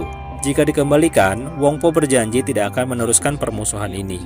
Inspektur Chan dan Inspektur Ma akhirnya sepakat untuk mendatangi Wongpo dengan membawa seluruh uang yang berada dalam 2 tas besar. Inspektur Chan pun datang lebih dulu menuju markas Wongpo yang berada di dalam gedung dan membawa uang tersebut. Sampai di sana, Inspektur Chan yang penuh dendam malah melempar dan menghamburkan uang tersebut sambil menembaki satu persatu anak buah Wongpo yang sedang berjaga di dalam. Tapi tentu saja Jack yang berada di samping Wongpo tidak tinggal diam. Dengan sekali tusuk, ia berhasil membungkam Inspektur Chan di hadapan Wongpo. Setelah Inspektur Chan tidak berdaya, tidak lama kemudian anak buah Wongpo yang berjaga di luar melaporkan ada polisi yang datang. Jack pun langsung menunggunya dengan percaya diri di sebuah lorong, karena ia mengira akan menang seperti biasanya. Padahal yang datang adalah Inspektur Ma yang jago bela diri.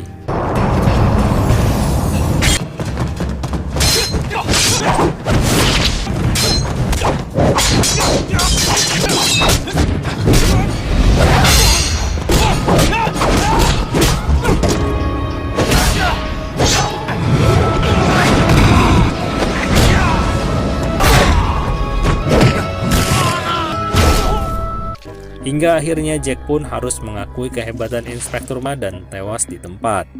Pertarungan belum berakhir, Inspektur Ma pun sampai juga di dalam gedung ke dalam ruangan Wongpo. Tanpa berkata sedikit pun, mereka langsung memulai pertarungan.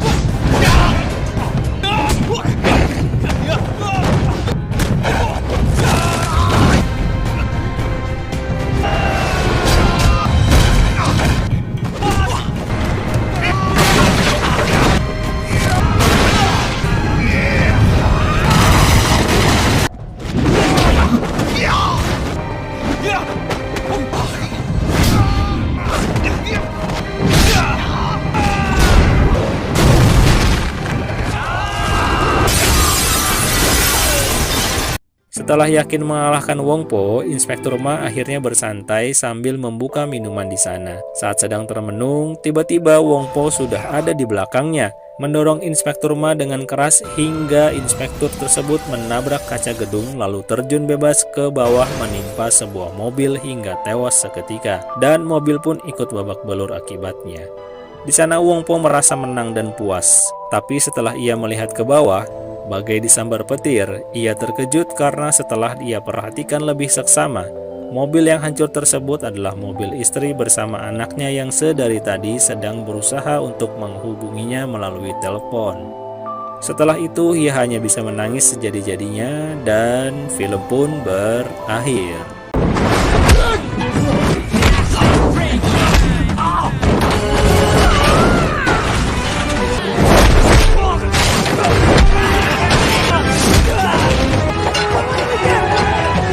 Cerita dimulai dengan memperlihatkan seorang pria bernama Zhu Fulong yang sudah hidup mapan sebagai seorang polisi yang pada hari ini sedang cuti dan akan melakukan foto prawet dengan calon istrinya yang bekerja di dunia seni peran. Karena satu dan lain hal, Zhu Fulong pagi itu perlu pergi ke bank. Di tengah jalan ia pun mengenali rekannya yang sedang bertugas menyamar. Hal tak terduga terjadi sesampainya di bank. Aksi perampokan terjadi begitu cepat hingga membuat semua orang panik dan Zhu Fulong mencoba tetap tenang sambil membayangkan jurus-jurus kungfu yang akan segera ia lakukan.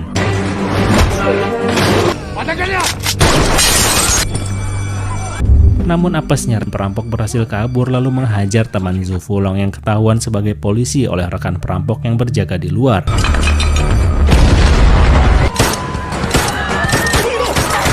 Gerombolan perampok kabur dengan menyandera polisi apes tersebut. Tapi Zhu Fulong tak menyerah. Ia pun sekuat tenaga mengejar dan melumpuhkan para penjahat.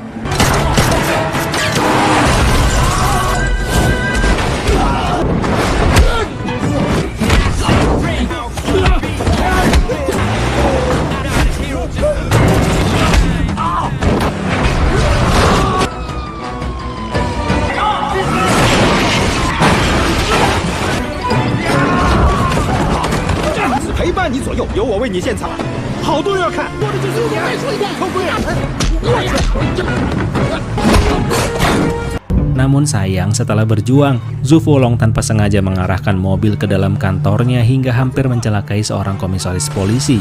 Hal itu rupanya menyebabkan Zhu Fulong diturunkan jabatannya yang sebelumnya menjadi kepala detektif, sekarang menjadi seorang penjaga arsip barang bukti kepolisian di sebuah gudang. Bukan hanya itu, calon istrinya pun kesal karena dibuat malu menunggu untuk foto prawedding. Sedangkan Zhu Fulong tak kunjung datang saat itu. Dalam keadaan emosi, si wanita pun marah dan memutuskan untuk pergi dari Zhu Fulong.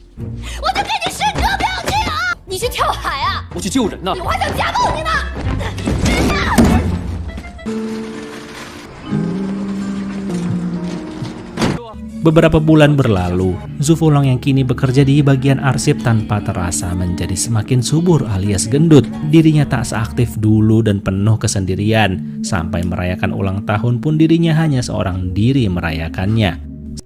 Singkat cerita, beberapa hari kemudian, Zhu Fulong dikunjungi temannya yang kasihan dan ingin memberikan misi agar Zhu Fulong dapat perhatian lagi dari para atasan. Misinya adalah untuk mengawal salah satu saksi perampokan bank yang sayangnya mengalami gangguan otak akibat ledakan saat itu dan harus dipulangkan kembali ke Jepang sesuai identitas aslinya.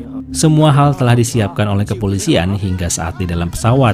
Tanpa diduga, Zhu Fulong bertemu kembali dengan mantan kekasihnya yang kini terkejut dengan kondisi tubuh Zhu Fulong. Mereka mengobrol singkat dan diketahui bahwa tujuan mereka sama-sama ke Jepang untuk urusan pekerjaan. Singkat cerita, di Jepang, Zhu Fulong disambut baik oleh salah satu polisi Jepang bernama Endo dan penerjemahnya. Dalam perjalanan, target pengawalan Zhu Fulong perlu ke toilet umum yang ditemani oleh Endo. Tapi rupanya, di sana Endo telah menyewa seorang pembunuh bayaran untuk menghabisi target. Untungnya target pengawalan kabur dan lolos sambil Endo mengejarnya lagi.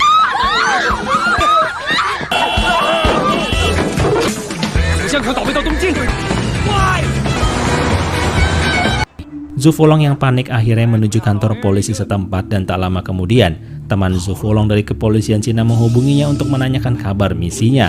Mengetahui misi Zhu Fulong dalam bahaya, temannya tersebut akhirnya berkata bahwa nanti akan dibantu oleh salah satu polisi Cina yang menyamar di Jepang bernama Xiao Sa. Sedangkan tak lama kemudian Endo datang dan mengabarkan bahwa target lolos entah kemana dan meminta Zhu Fulong untuk menyerah saja. Lalu tanpa waktu lama, Xiao Sa datang memperkenalkan diri pada Zhu Fulong sebagai sesama rekan kerja kepolisian Cina.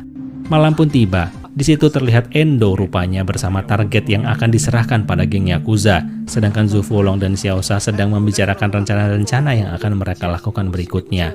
Di tengah keramaian malam, gerombolan geng Yakuza masuk ke dalam restoran dan membuat onar dalam rangka menagih hutang dari si pemilik tersebut. Tapi karena kurang bayar, Yakuza pun mulai menghancurkan semua yang ada. Melihat hal itu, Xiao Sa mencoba membantu hingga akhirnya Zhu Fulong pun turun tangan.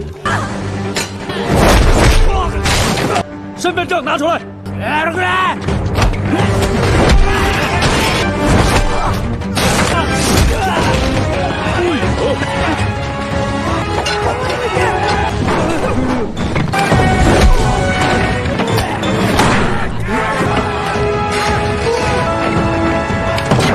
Pertarungan terhenti setelah polisi datang. Dari kejauhan, Zhu Fulong melihat hal mencurigakan di mana polisi sama sekali tak berani menangkap Yakuza yang telah berbuat kriminal. Sementara itu di tempat berbeda, target pengawalan Zhu Fulong rupanya sedang diinterogasi oleh Yakuza. Ia menjadi incaran karena rupanya tanpa sengaja dirinya telah merekam transaksi narkoboy yang dilakukan oleh Yakuza. Oleh karena itulah ia kabur dari kejaran Yakuza dan memutuskan pindah ke Cina. Dan ketika Yakuza telah yakin bahwa tak ada yang disembunyikan lagi oleh target, dengan brutal ia pun dihabisi.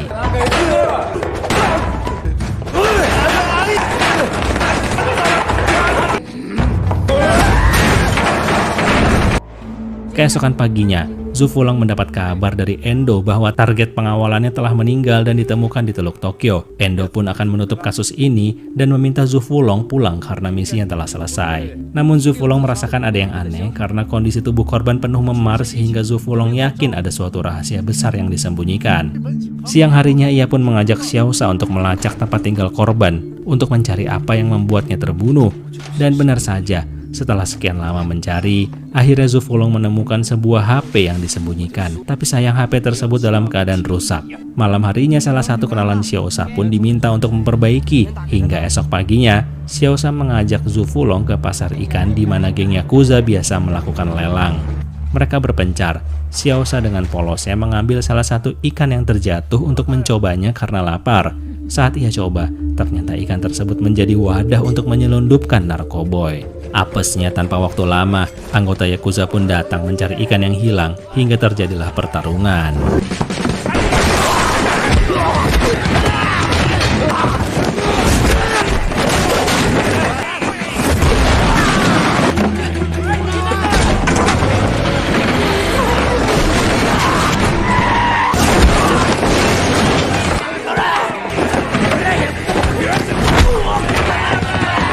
Hingga akhirnya pertarungan terhenti tepat di acara lelang Yakuza, di mana mantan kekasih Zhu Fulong juga ada di sana untuk bekerja sebagai pemeriah acara tersebut.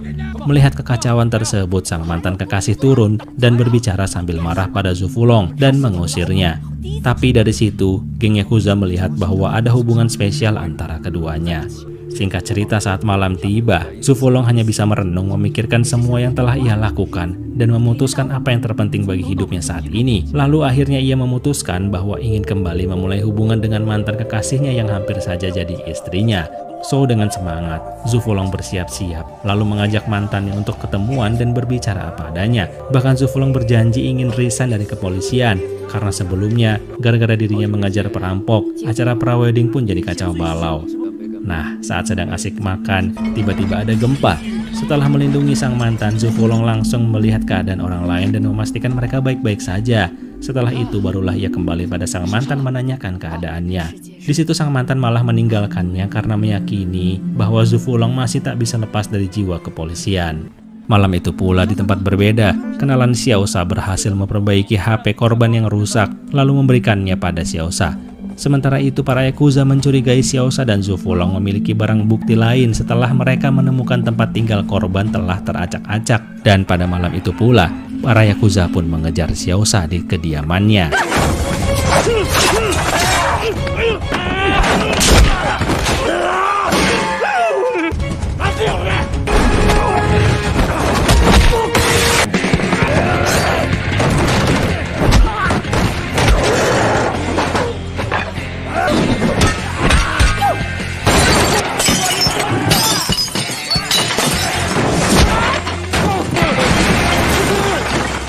Dikira kekacauan sudah mereda, ternyata Zhu Fulong ditelepon oleh sang mantan. Namun ternyata itu adalah si ketua geng Yakuza yang mengancamnya agar segera menyerahkan HP tersebut atau kekasihnya akan dihabisi. Tanpa berlama-lama, Zhu Fulong langsung datang memenuhi undangan mematikan tersebut.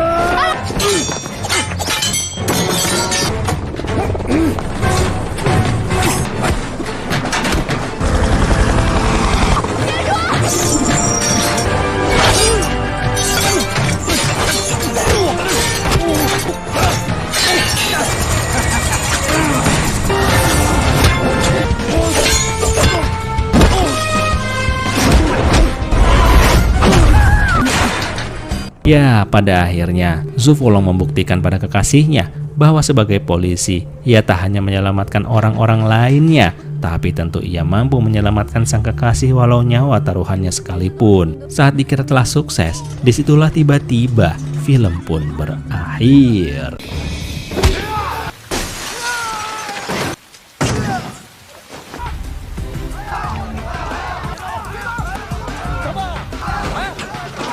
Di sebuah lokasi, beberapa bos gangster terlihat sedang bermain mahjong.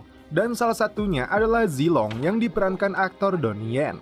3 anak buah Zilong dipukuli karena dituduh telah membuat keributan di lokasi kekuasaan Bow. Jika anak buahnya ingin selamat, Zilong harus memenangkan permainan ini. Di sisi lain, Zilong melihat jam karena menunggu bantuan temannya yang tak kunjung tiba akibat terjebak kemacetan. Mereka tahu Zilong mempunyai bos besar yang bernama Chang Mao Xiong. Tak diduga, Zilong berhasil mengalahkan mereka dan itu artinya ketiga anak buahnya yang disandera harus dibebaskan. Namun, mereka tidak membiarkan Zilong pergi sebelum berhasil mengalahkan Bow. Dalam pertarungan ini, mereka saling melancarkan serangan.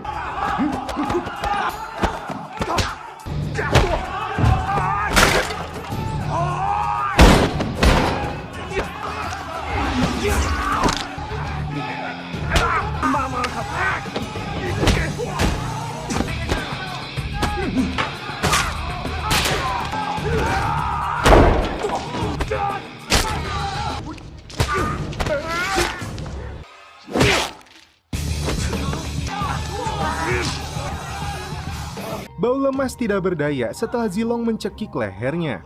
Kelompok gangster ini mencoba menyerang Zilong namun beruntung dia berhasil meloloskan diri.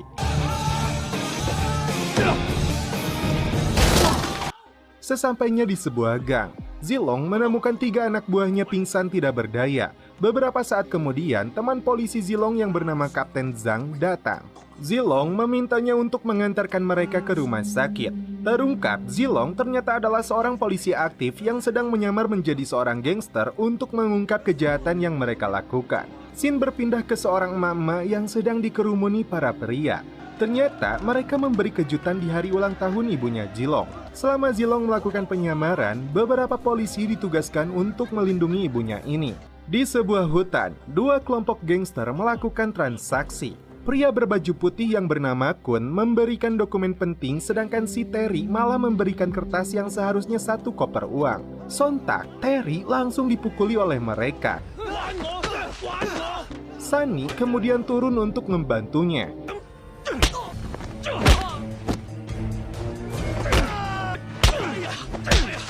Dengan kejam, Sunny membunuh kelompok gangster ini.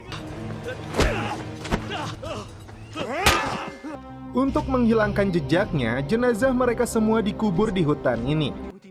Zilong datang ke salon untuk menemui bos besarnya yang bernama Chang Xiong. Tak diduga, ibunya dijadikan ancaman karena kasus perkelahian Zilong dengan kelompok gangster lain.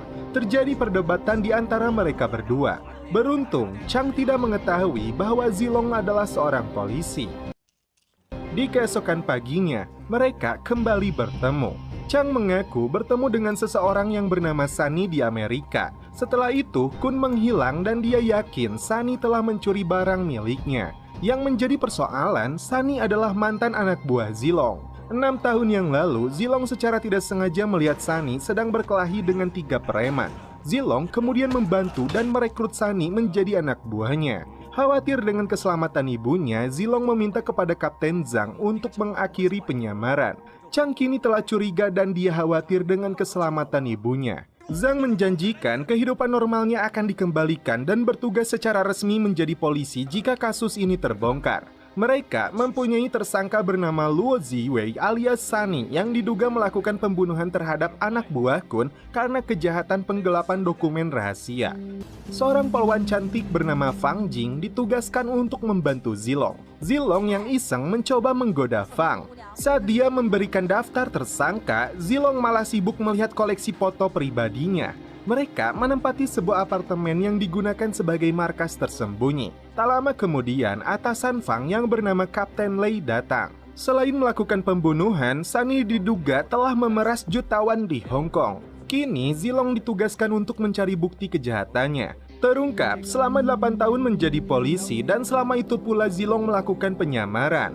Zilong datang ke sebuah restoran. Dari kejauhan, Fang mengawasi keadaan di luar.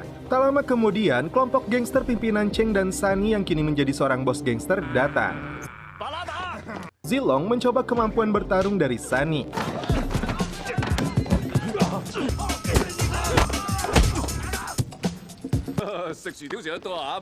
Sunny sudah menduga Zilong ditugaskan oleh Chang untuk menanggapi tuduhan tentang barang yang dia curi. Sunny tidak mau mengaku sekaligus menolak tuduhan tersebut. Ketika Zilong memilih untuk pergi, mereka menguji kesabaran Zilong dengan menantangnya minum air cabai rawit merah dicampur dengan 2 botol miras oplosan.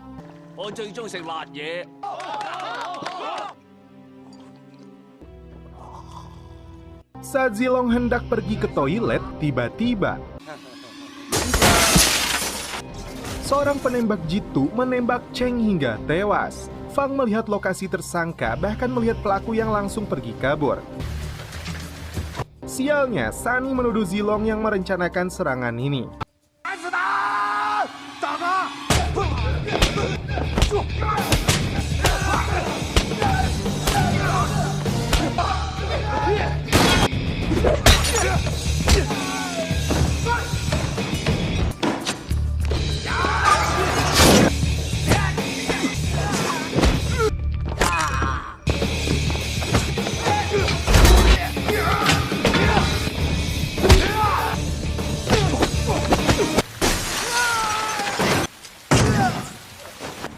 Namun karena jumlah mereka yang begitu banyak, Zilong memilih melarikan diri. Sialnya, mereka kembali mengepung.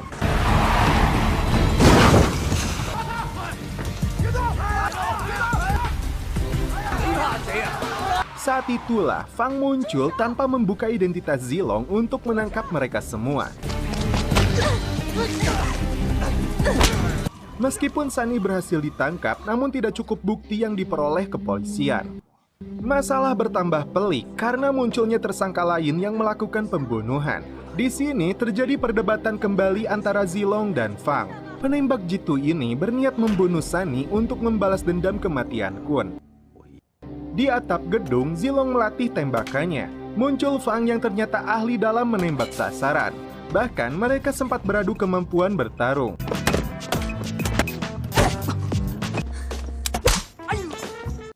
Zilong dan Sunny menemui Chang di kapal pesiar pribadinya.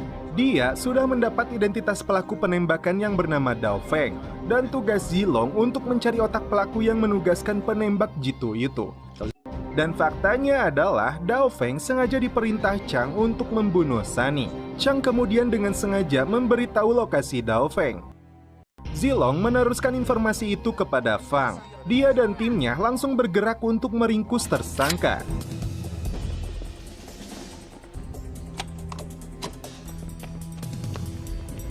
Zilong berusaha untuk mengingatkan lokasi keberadaan Dao Feng.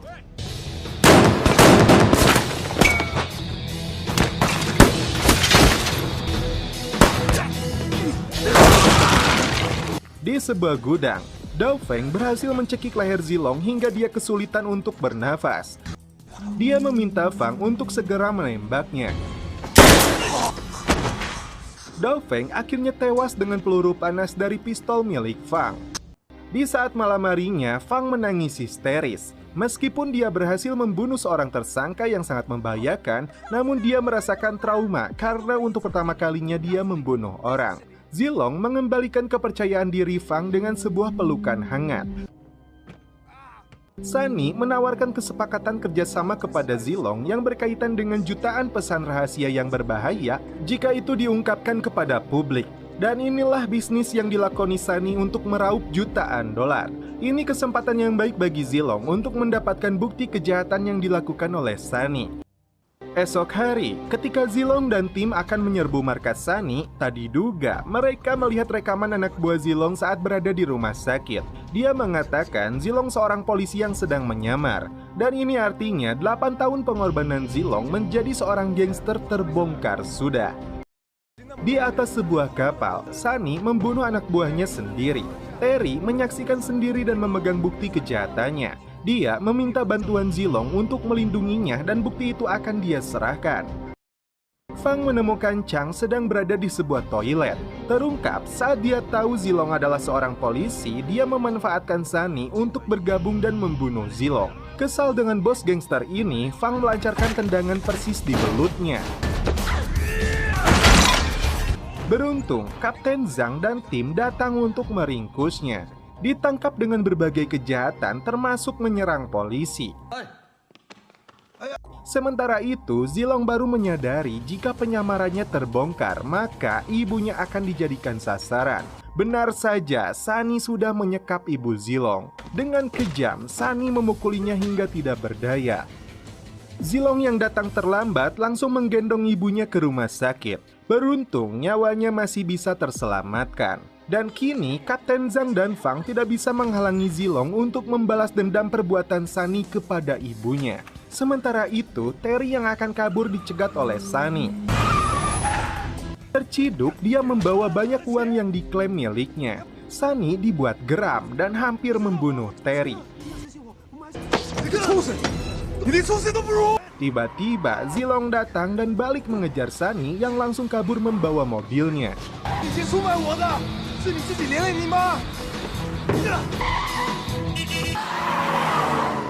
Di saat yang sama, Fang berlari saat melihat mobil target. Polwan cantik ini nekat melakukan lompatan untuk meringkus Sunny. Aksi paling berbahaya yang dilakukan Fang hingga bergelantungan di atas mobil dengan kecepatan tinggi.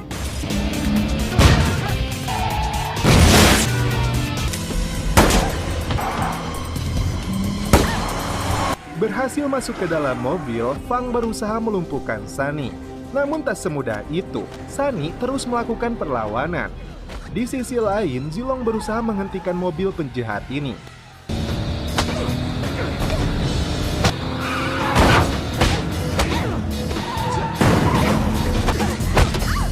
Sialnya, Fang terlempar keluar dari mobil. Kesempatan satu-satunya kini berada di tangan Zilong. Satu sama lain saling menabrakkan mobilnya hingga mereka terjebak di sebuah jembatan yang belum kelar dibangun. Zilong berhasil memutar balik kendaraannya hingga mobil Sunny terjatuh dan meledak.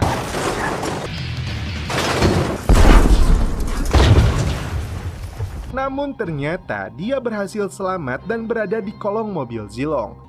Sunny hampir menyerang Zilong dari belakang. Bos gangster dan mantan anak buahnya ini terlibat pertarungan yang sangat epik.